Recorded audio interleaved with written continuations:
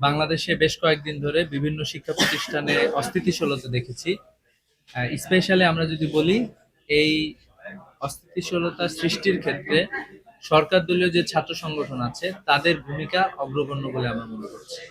আপনারা দেখবেন যে রংপুরে তাদের নেতৃত্বে মূলত আমাদের প্রদর্শনী, জুলাই প্রদর্শনী ছিল, সেখানে হামলা করা হয়েছে এবং পরবর্তীতে একে একে জগন্নাথ বিশ্ববিদ্যালয়ে নির্বাচিত ছাত্র প্রতিনিধিকে রক্তাক্ত করা হয়েছে।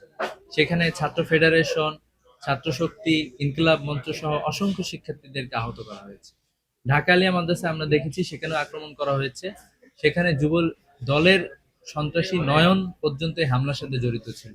এবং ঢাকা, দুঃখজনক হলো, ঢাকা কলেজে যে প্রোগ্রামটি ছিল সেটা ছিল জুলাইয়ের শহীদদের যে দোয়া অনুষ্ঠান এবং যারা আহত হয়েছে তাদের সংবর্ধনা অনুষ্ঠান, সে সংবর্ধনা অনুষ্ঠানে হামলা করা হয়েছে। তো এই হামলাগুলোকে আমরা একপাক্ষিক হামলা হিসেবে দেখছি। তো বিভিন্ন জায়গায় ইসলামী ছাত্র শিবিরের পক্ষ থেকে প্রতিরোধ গড়ে তোলা হয়েছে।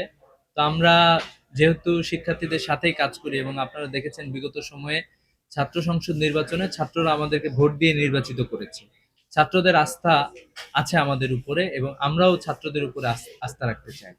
তো সবকিছু বিচার বিবেচনা করে আমরা দেখেছি আসলে সহিংসতার পথ বাংলাদেশের জন্য ভালো কিছু বয়ে নিয়ে আসবে না। তো আমাদের যতটুকু মনে হয়েছে যে ছাত্র দল অতীতের যে সহিংস রাজনীতি ছিল সেটা থেকে বের হয়ে আসতে পারতেছে। তো আমরা তাদেরকে আহ্বান জানিয়েছি তারা এই সহিংসতা থেকে বের হয়ে আসুক। কারণ হচ্ছে যে এখন তো বাংলাদেশের কালচার পরিবর্তন হয়ে গিয়েছে, আমাদের প্রজন্ম এ ধরনের সহিংসতা পছন্দ করতেছে না।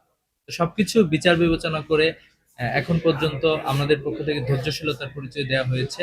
তবে কেউ যদি ক্যাম্পাসে অস্থিতিশীল পরিবেশ তৈরি করতে আসে, আমরা শিক্ষার্থীদেরকে নিয়ে তার জবাব দিব। আর এ প্লাস প্রাপ্তির যে ব্যাপারটা, এবছরে রেজাল্ট দিয়েছে এবং রেজাল্টে পাশের হার কম।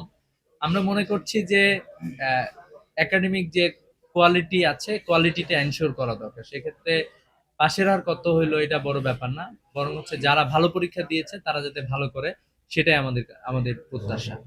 তো হয়তোবা রেজাল্ট খুব খারাপ মনে হচ্ছে, তবে আমাদের মনে হয় যে বিগত ফ্যাসিস্ট আমলে যে রেজাল্ট ছিল, রেজাল্টে এক্সেক্সারেশন ছিল, 90% সবসময় দেখানো হতো, সে জায়গা থেকে বের হয়ে আসা দরকার।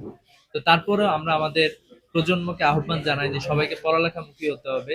পড়ালেখা করার মাধ্যমে আমাদের জাতি সামনের দিকে এগিয়ে যাবে, আমরা এই প্রত্যাশা রাখছি। আরেকটা বিষয়, আজকে আপনারা জানেন যে নিবন্ধন এর মাধ্যমে যে বেসরকারি স্কুলে শিক্ষক এবং কলেজে শিক্ষক নিয়োগ হওয়ার কথা ছিল, সে জায়গায় সরকারের পক্ষ থেকে ম্যানেজিং কমিটির বাধ্যবাধকতা দিয়ে দেওয়া হয়েছে যে ম্যানেজিং কমিটি সুপারিশ করবে, ম্যানেজিং কমিটি নিয়োগ প্রক্রিয়া সম্পন্ন করবে। আমরা এ ধরনের কার্যক্রমের তীব্র নিন্দা এবং প্রতিবাদ জানাচ্ছি।